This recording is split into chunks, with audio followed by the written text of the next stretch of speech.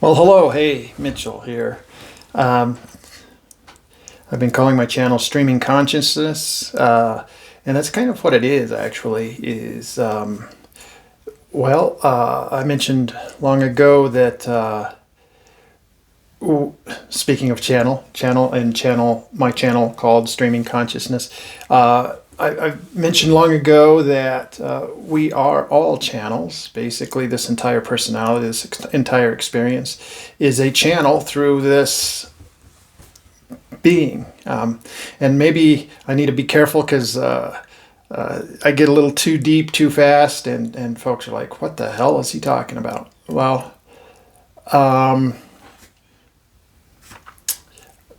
maybe just as time goes on, as awareness grows, understanding will pick up. We tend to think that this is it. This physical body, mind contraption is the me that is me. And as awareness continues to awaken, you'll start to see the body, mind complex as this way to interact with with yourself, with a greater self that you are. And you'll start to see this is kind of this is my focal point for the ray of personality understanding to be projected through to the rest. And that meaning other humans, animals, plants, houses, the earth, anything, everything that exists is basically consciousness. This piece, as the body, has a little bit of personality, has a little bit of a filter, has the ability to see, discern, to communicate, but most of all to experience. Okay, and that's really our big one, is experiencing. And so let's focus there. Let's bring our attention to our experience in the moment. All right, it's not the casting of the mind to potential futures and to neglected pasts or regrettable pasts. It's experiencing what is happening right here within the realm of this receiver. And that's what I'm actually going to talk about here today. Is we cast in and out a little bit. Our mind likes to be out there in the future, out there in other places, other locations, rather than right here immediately, and that's fine. But let's bring the experience to what is happening right here, right now, into the forefront continually.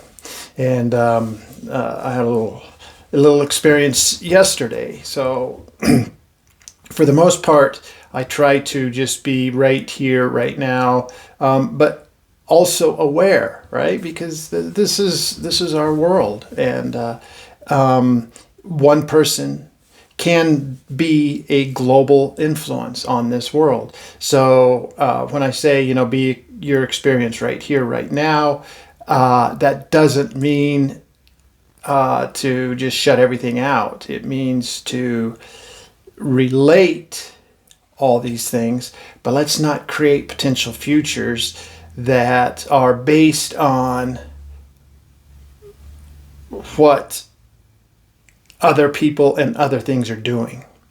Let's continue to create our potential futures with who you are and what your understanding, your gifts are. Okay, so that's where our power is too. You have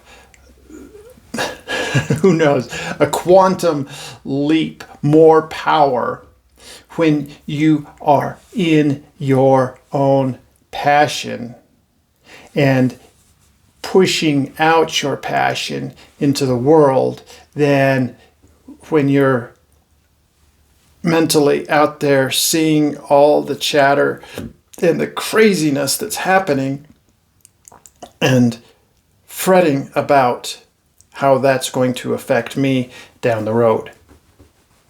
But it's the way the mind works, right? And that's what it's there for. It does these things. But can we keep it in check? Yeah, we can. And how do we do that? We're going to get to that. So yesterday, so I own a clinic, and we see a lot of Medicaid people. Okay, and so yeah, I keep track of the news because I have to be in charge of different people, right? Or different. Well, I have employees and I have patients, and so when I heard about a little bit about the Medicaid cuts and Medicare cuts and all that stuff, I've been not putting a huge amount of focus on that because that's where you can get into that downward spiral. But I've been aware of it in case there are questions so that I can address it in a way that is helpful to the people who are asking, especially in regards to my patients in my clinic. Okay. Anyway, there was a vote yesterday. What is today? The 26th. It was the 25th. It was just kind of like a ram through vote. And it was done by the scoundrels that are trying to tear down our existing government. And they wanted to basically take away Medicaid. And so I looked at it just at the news level and at the doom and gloom level, and my goodness, it caused fear in me because it would shut me down. It would bankrupt me, and it would put me in a very difficult financial position, and take away my stuff. And I felt fearful and nervous and angry and all kinds of things. And I realized that I was feeling all these things, and I realized that this fear and this outrage and this anger were pushing me into a place of helplessness where, oh my God, they're doing this to me. Okay?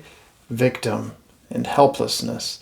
And then, going from anger and fear to despair, right? Very, very quickly projecting something that hasn't happened yet. Well, the vote happened, but the actual Medicaid cuts, let's see. And that stayed with me longer than usual because, it has a large impact, right? When it's impacting me directly, of course, it's going to be much bigger. And when the potentials are there to impact me, it's going to be much bigger. And wow, the fear, the anguish, the disgust, it just created this amazing buffet of unhelpful feelings. Well, actually, not unhelpful feelings, but unhelpful momentum. So I very, very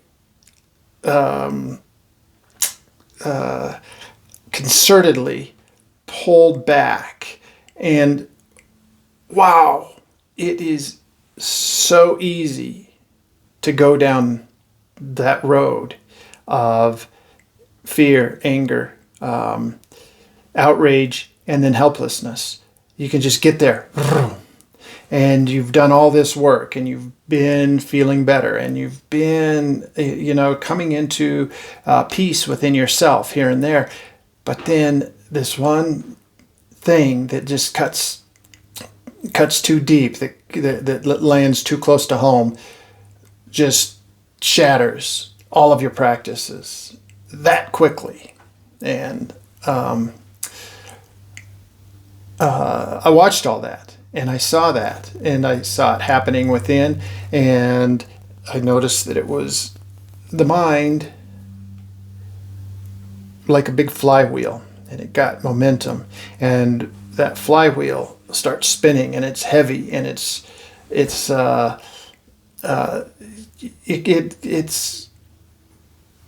hard to stop. It's nearly impossible to stop once you realize, or once you get into it, and then you start looking up the next thing and the next thing, and then you start digging into and researching, and right, and so it continues to build. So I put on the brakes, and then I'd find myself going back to it, ruminating. Put on the brakes, ruminating. Put on the brakes, ruminating, and each time it grew a little bit more. It grew a little bit more. It grew a little bit more. And then I tried to find something, in the news that helped to comfort the brain, the mind that had gotten, out of control by watching the news or the information that was on. I don't look at the news. I look at little bits and pieces of YouTube, or I Google things specifically, and that's it. I just search things one off, and oh, what about this? Oh, what about this? And so I found myself not being able to stop it.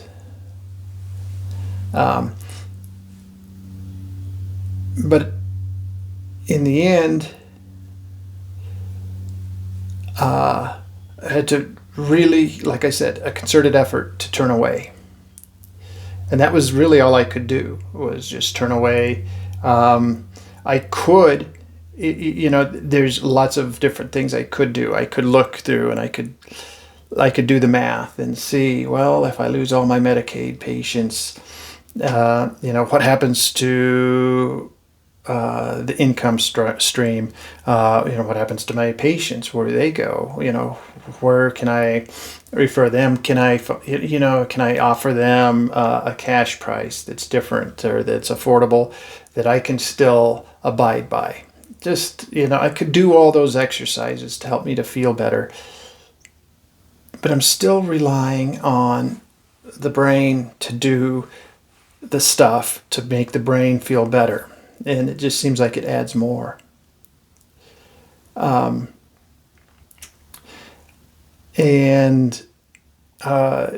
These exercises that I've been teaching you coming into the body, they can help to ground the body. And remember the 80-20 rule. The body, the autonomic nervous system, this parasympathetic nervous system that I talk about continuously, while the vagal system that I talk about continuously has far more signals than the brain has responses for. And to me, that was an aha moment, saying, oh, so I can use the body to calm itself down if I know what my switches are. I call them switches.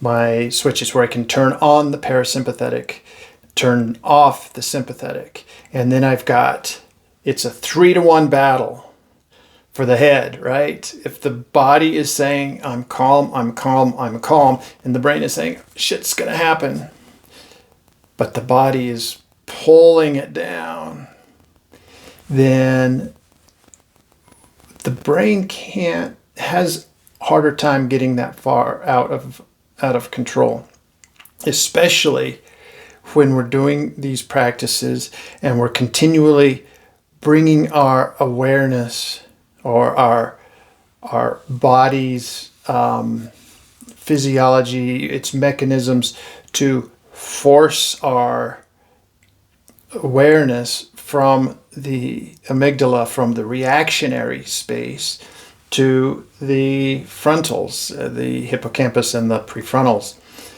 where it's more of a observe and respond. And observe is the biggie. Because when we're in the forebrain, we come into a place of greater intelligence, less reaction, and more, it wants to observe first and then act. And so that desire to observe comes to the forefront. And I've been doing this long enough to where I've got a little bit of a balance now. So a lot of people, when they first come to these practices, they're out of balance. The sympathetic, the fight or flight, is really been active. Our very culture activates the sympathetic. And so there's basic things that are happening physiologically that continue to keep the sympathetic in the power position, even when you are building up the parasympathetic. So you've got the fight or flight, and then you've got the safety and relax. And this safety and relax mode has not been worked out nearly to the same level. And so we do these exercises to where the parasympathetic or the safety, observe and respond, can be the stronger, more forward-facing movement, whereas the sympathetic or fight or flight can be the support, which it's meant to be.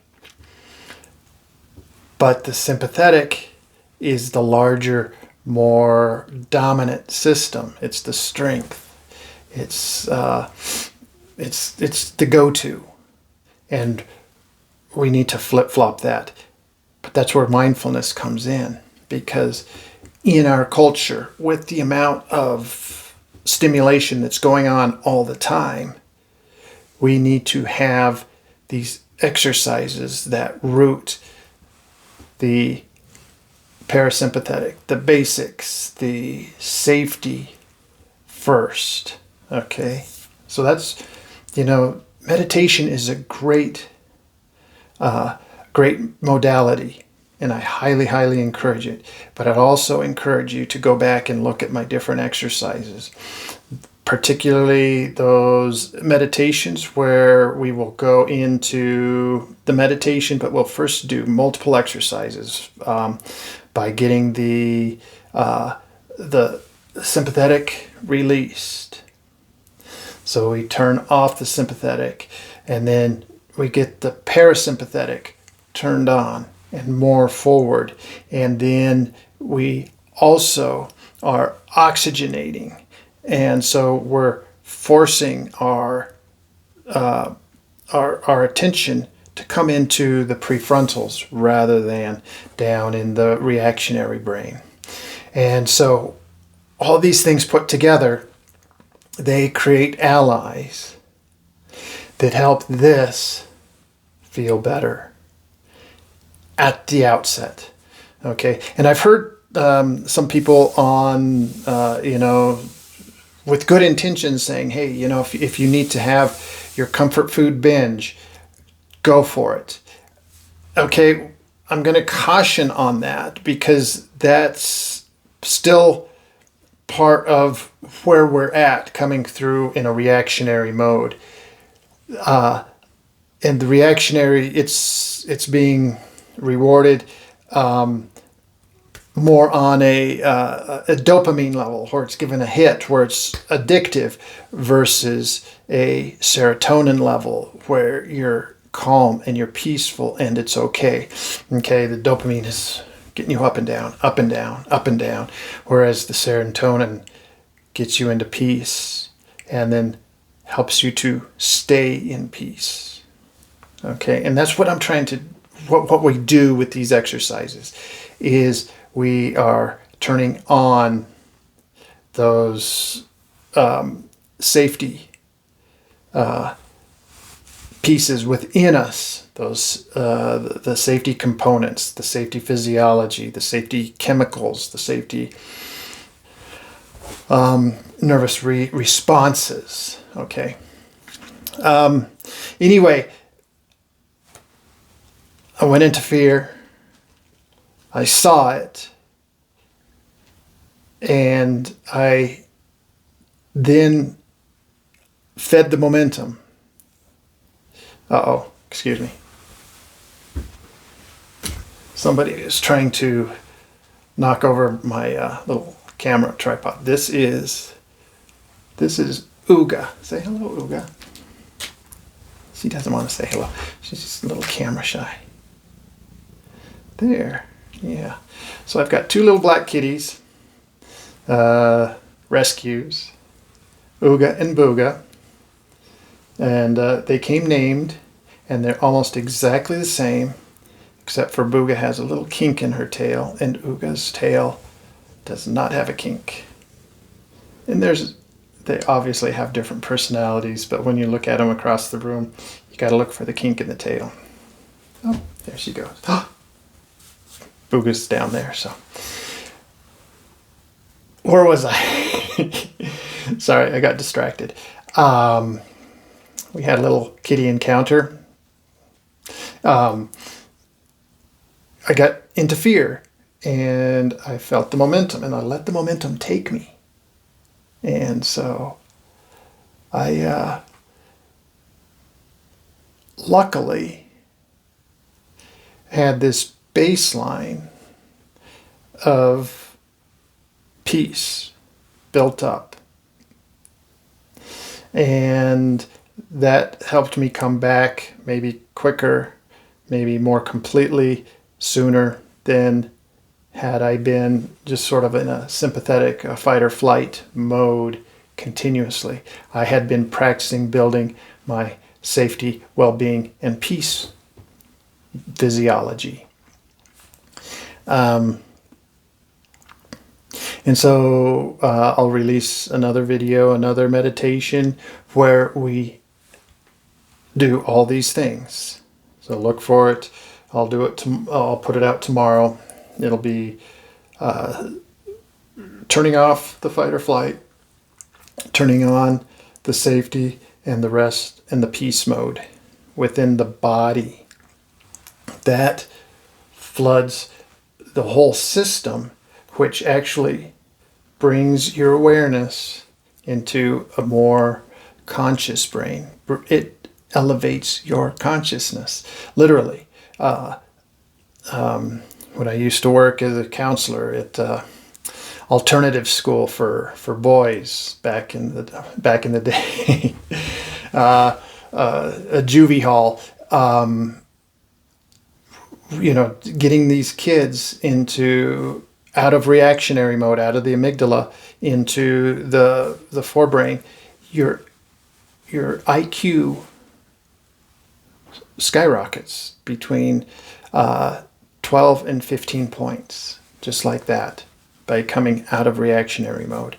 And a lot of these kids had been put, well, anyway, that's another story. That's all I have for you today. Please like, subscribe, and come back tomorrow. I'll be doing a meditation that helps you to stay more in the safety mode. The fear thing, I still have concerns, and I'm still going to watch it. But I'm not going to watch it from a place of fear. I'm going to watch it from a place of awareness, a place of consciousness, and a place of what do I want to create, okay? Where do I want to see this world go? Because what's happening when I really look into it is that they are tearing things down. And so when things are getting torn down, yeah, things are going to get broken. But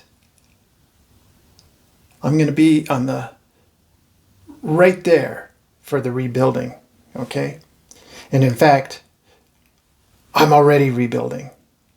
I've already got the blueprints laid out, okay? I already know what I want. And it's not in reaction to anything that's happened in the past.